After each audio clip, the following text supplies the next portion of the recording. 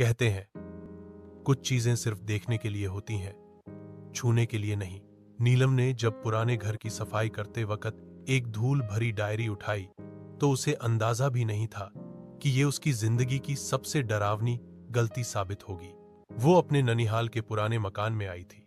मकान सुनसान पड़ा था, दीवारों पर दरारें और हर कमरे में अजीब सी ठंडक। सफाई करते करते उसे अलमारी में बंद एक पुरानी डायरी मिली, चमड़े की जिल्द और पन्नों पर लिखा कुछ ऐसा जो स्याही से नहीं बल्कि खून से लिखा हुआ लग रहा था।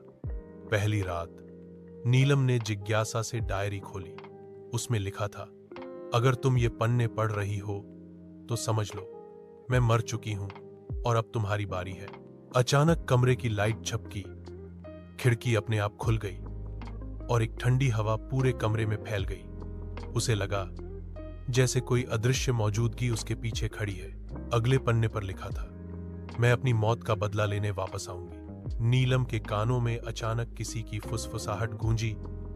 नीलम, उसने घबराकर डायरी बंद कर दी, लेकिन उसकी उंगलियां लाल हो चुकी थीं, जैसे किसी ताजा खौरून से सनी हो। तीसरे दिन नीलम ने डायरी जलाने की कोशिश की, लेकिन जैसे ही उसने माचिस जलाई, डायरी अपने आप खुल गई।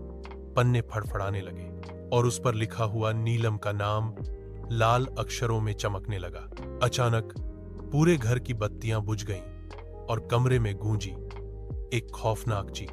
कहते हैं वो डायरी आज भी उसी पुराने घर में रखी है। जो भी उसे पढ़ता है उसका नाम धीरे धीरे उन पन्नों पर लिख जाता है।